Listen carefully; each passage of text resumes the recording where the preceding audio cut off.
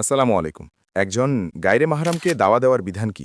আপনি হারামের একটি নিয়মও ভাঙতে পারেন না, আপনি মাকরুহ কিছু করতে পারেন, তাতে সমস্যা নেই। তারা যদি আপনার ধর্ম নিয়ে কিছু বলে? কোরআন ও সুন্নার বিরুদ্ধে যায় এমন যে কোনো কৌশল বর্জনীয়।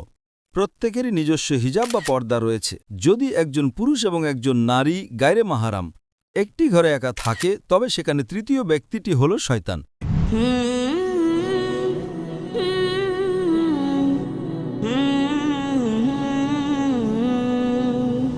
আসসালামু আলাইকুম।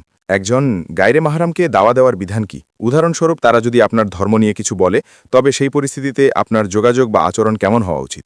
ভাই ইব্রাহিম খুব ভালো একটি প্রশ্ন করেছেন যে সুযোগ তৈরি হলে বিপরীত লিঙ্গের কোনো গায়রে মাহরামকে দাওয়া দেওয়ার নিয়ম কি।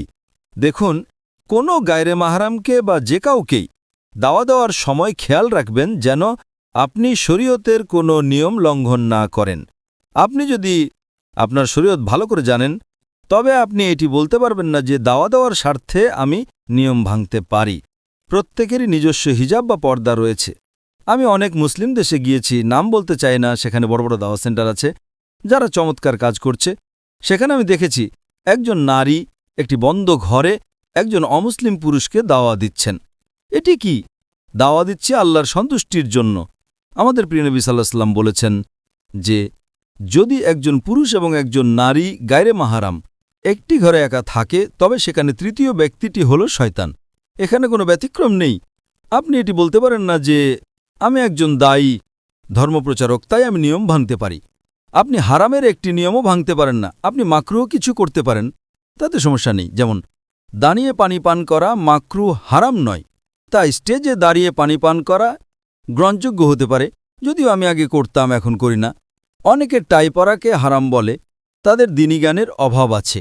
এখন আপনার প্রশ্নে আসি, গায়রে মাহরামকে দাওয়া দেওয়ার ক্ষেত্রে চেষ্টা করবেন যেন ওই নারীর কোনো মাহারাম সেখানে উপস্থিত থাকে, হয়তো তার স্বামী, ভাই বা অন্য কোনো নারী, এতে একা থাকার বিষয়টি ভেঙে যায়। 2, যদি আপনি একা কথা বলতে বাধ্য হন, তবে সেটি কোনো বন্ধ ঘরে করবেন না, জনসমক্ষে করবেন। 3, কথা বলার সময় আপনাকে জনসমক্ষে কথা বলার, পাবলিক স্পিকিংয়ের কিছু কৌশল বাদ দিতে হবে। কেন? কারণ কোরআন ও সুন্নার বিরুদ্ধে যায় এমন যে কোনো কৌশল বর্জনীয়। কথা বলার সময় চোখের দিকে তাকিয়ে কথা বললে প্রভাব বেশি পড়ে, এটি পাবলিক স্পিকিংয়ের একটি দক্ষতা। কিন্তু এখানে আপনাকে দৃষ্টি নিচু রাখতে হবে। দৃষ্টি নিচু রাখলে হয়তো কথা 5% কম কার্যকর হবে, কিন্তু আল্লাহ ও তার রাসূলের নির্দেশ যে কোনো কৌশলের চেয়ে লক্ষ গুণ বেশি গুরুত্বপূর্ণ।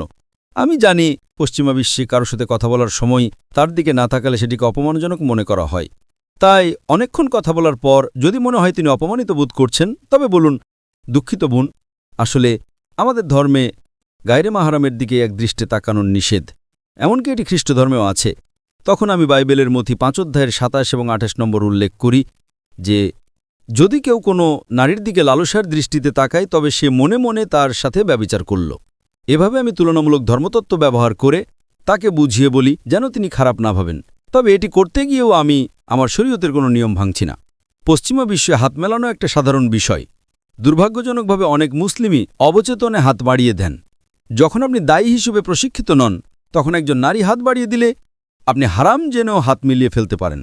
কিন্তু আপনার মন যদি প্রশিক্ষিত থাকে, তবে আপনি জানবেন কি করতে হবে। আমি অনেক ভ্রমণ করি এবং অনেক শীর্ষস্থানীয় মানুষের সাথে দেখা করি। উদাহরণস্বরূপ, গত বছর আমি গাম্বিয়া গিয়েছিলাম। গাম্বিয়ার প্রেসিডেন্ট আমাকে আমন্ত্রণ জানিয়েছিলেন। বিমানবন্দরেই হাজার হাজার মানুষ আমার জন্য অপেক্ষা করছিল। প্রেসিডেন্ট আমাকে তাদের জাতীয় দিবসে প্রধান অতিথি হিসেবে ঘোষণা করেছিলেন। সেখানে অনেক দেশের রাজদূতরা এসেছিলেন। অনুষ্ঠানের পর সবাই প্রেসিডেন্টকে অভিনন্দন জানাতে আসছিলেন। প্রটোকল অনুযায়ী আমি সবার সামনে ছিলাম, তাই সবাই আমার সাথে হাত মেলাতে আসছিলেন। হঠাৎ দেখলাম নারীরাও আসছেন। আমি বিনীতভাবে মানা করলাম।